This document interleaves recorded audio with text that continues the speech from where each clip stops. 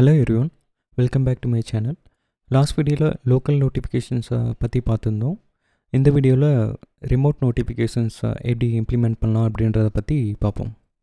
So last வீடியோவில் display notification, cancel notification அப்படின்னு சொல்லிட்டு 2 பட்டன்ஸ் வந்து க்ரியேட் பண்ணியிருந்தோம். ஸோ டிஸ்பிளே கொடுத்தேன் அப்படின்னா நம்மளுக்கு ஒரு லோக்கல் நோட்டிஃபிகேஷன் வந்து இங்கே ட்ரிகர் ஆகும். ஸோ மறுபடியும் கிளிக் பண்ணியிருக்கேன். இப்போ நான் கேன்சல் கொடுத்தேன் அப்படின்னா நம்மளுக்கு அந்த நோட்டிஃபிகேஷன் வந்து கிளியர் ஆயிரும். ஸோ இது வரைக்கும் லாஸ்ட் வீடியோவில் பார்த்துருந்தோம். அண்ட் இந்த வீடியோவில் நான் 2 எண்ட் பாயிண்ட் வந்து க்ரியேட் பண்ணியிருக்கேன். ஒன்று வந்து சிங்கிள் யூசர், இன்னொன்று வந்து மல்டி யூசர்ஸ். ஸோ இந்த சிங்கிள் யூசர் இப்போ நான் ட்ரிகர் பண்ணினேன் அப்படின்னா ஒரு ரெக்வஸ்ட் சென்ட் பண்ணுறேன். நான் சென்ட் பண்ணினதுக்கப்புறம் நம்மளுக்கு இங்கே ஒரு நோட்டிஃபிகேஷன் வந்து இருக்குது. சிங்கிள் யூசர் பாடியில் வந்து single user remote notification. And அதே மாதிரி மல்டி யூசர்ஸ் நான் இங்கே ட்ரிகர் பண்ணிட்டேன் அப்படின்னா ஸோ இந்த மல்டி யூசர் அப்படின்ற நோட்டிஃபிகேஷன் வந்து இங்கே இருக்குது. ஸோ சிங்கிள் யூசர் அப்படின்ற நம்ம ஸ்பெசிஃபிக்காக ஒரு சிங்கிள் யூசர்ஸ்க்கு வந்து நம்ம நோட்டிஃபிகேஷன் சென்ட் பண்ணலாம். ஸோ மல்டிபிள் யூசர்ஸ் அப்படின்றது அட் அ டைமில் நீங்கள் மல்டிபிள் யூசர்ஸ்க்கு சென்ட் பண்ணலாம். Example WhatsApp group messages. இந்த சிங்கிள் நோட்டிஃபிகேஷன் எடுத்தோம் அப்படின்னா ஒரு இண்டிவிஜுவல் 1-to-1 மெசேஜஸ். ஸோ இந்த மாதிரி யூஸ் கேசஸில் இதை வந்து நம்ம யூஸ் பண்ணிக்கலாம். ஸோ இந்த ரிமோட் நோட்டிஃபிகேஷனை இம்ப்ளிமெண்ட் பண்ணோம் அப்படின்னா நம்மளுக்கு ஒரு பேக்அண்ட் செட்டப் வந்து தேவை. அண்டு ஒரு சில கான்ஃபிகரேஷன் வந்து நம்ம பண்ணணும். அதை வந்து ஸ்டெப் பை ஸ்டெப் பண்ணலாம். இதை இம்ப்ளிமெண்ட் பண்ணுறதுக்கு நம்ம யூஸ் பண்ண போகிறது வந்து ஃபயர்பேஸ் அட்மின். ஸோ அடுத்ததாக ஃபயர்பேஸில் ஒரு ப்ராஜெக்ட் வந்து நம்ம க்ரியேட் பண்ணோம். அதுக்காக நான் இங்கே சர்ச் பண்ணிக்கிறேன் ஃபயர்பேஸ் அப்படின்னு சொல்லிட்டு. ஸோ ஃபஸ்ட் லிங்க் வந்து நான் இங்கே கிளிக் பண்ணுறேன். நான் ஆல்ரெடி லாகின் பண்ணியிருக்கேன். லாகின் பண்ணனால எனக்கு இந்த மாதிரி காமிக்குது. இன்கேஸ் நீங்கள் சைன்அப் பண்ணோம் அப்படின்னா சைன்அப் பண்ணிக்கலாம். சைன்அப் பண்ணிட்டு go to console. Okay, so இந்த மாதிரி ஒரு டேஷ்போர்ட் பேஜ் வந்து இருக்கும். நான் இதில் வந்து கிரியேட் ஃபயர்பேஸ் ப்ராஜெக்ட் வந்து கிளிக் பண்ணுறேன். அண்ட் இதில் வந்து நான் ஒரு நேம் கொடுக்குறேன். Okay, RN push notification. Okay, React Native push notification. So கொடுத்துட்டு கண்டினியூ அண்ட் இதில் வந்து டிஃபால்ட் கொடுத்துக்கலாம் கிரியேட் ப்ராஜெக்ட்.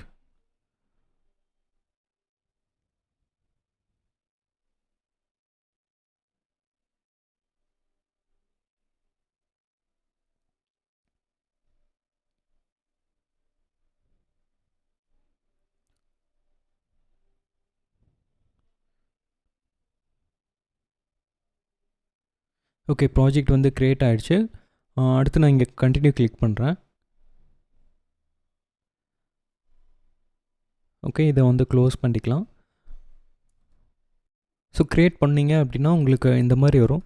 ஸோ சம்டைம்ஸ் ஆட்டோமேட்டிக்காக அது வந்து ரீடைரக்ட் ஆகி அந்த ஸ்டெப் பேஜுக்கு வந்து போகும். இன்கேஸ் உங்களுக்கு இந்த மாதிரி வந்துருந்தது அப்படின்னா இந்த ஆண்ட்ராய்டு அப்படின்ற அந்த ஐக்கானை கிளிக் பண்ணிங்க அப்படின்னா உங்களுக்கு அந்த ஸ்டெப் வந்து ஷோ ஆகும்.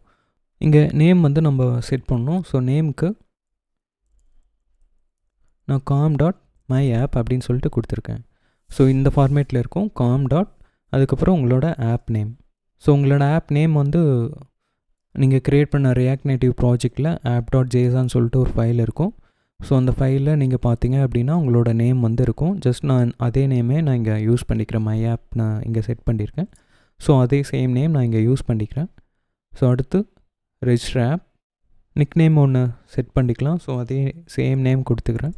பட் நீங்கள் இந்த நேம் என்ன வேணால் வச்சுக்கலாம். அடுத்து register app. Okay, second step வந்து நம்ம அந்த கூகுள் service.json ஃபைலை வந்து நம்ம டவுன்லோட் பண்ணோம். அதை வந்து இங்கே டவுன்லோட் பண்ணிக்கிறேன். ஸோ டவுன்லோட் ஆகிடுச்சு. இந்த டவுன்லோட் ஆன ஃபைலை வந்து நம்ம ஒரு இடத்துல கொண்டு போய் வைக்கணும். அது எந்த இடம் அப்படின்னா ஆண்ட்ராய்டுக்குள்ளே ஆப்குள்ளே அந்த கூகுள் சர்வீஸ் ஜேசான் ஃபைலை வந்து நம்ம ஆட் பண்ணோம்.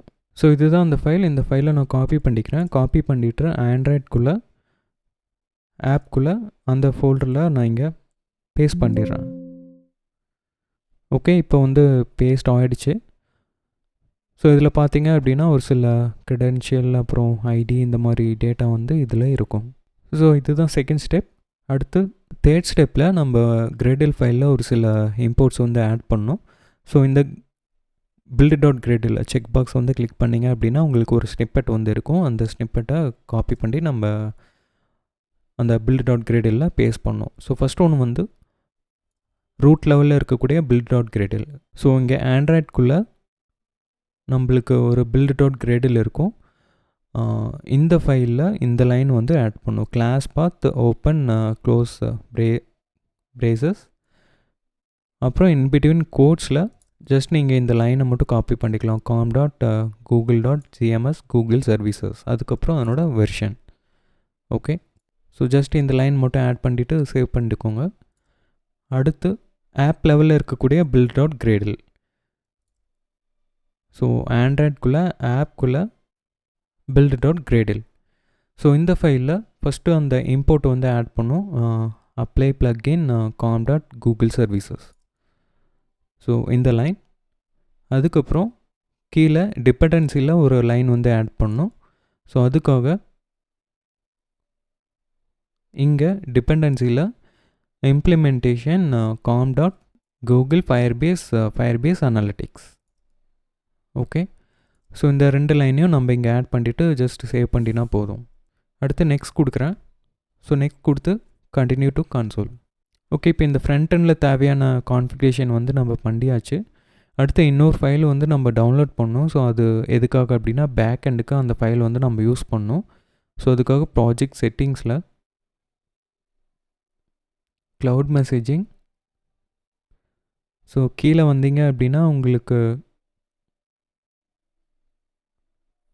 இது இல்லை, சர்வீஸ் அக்கௌண்ட்.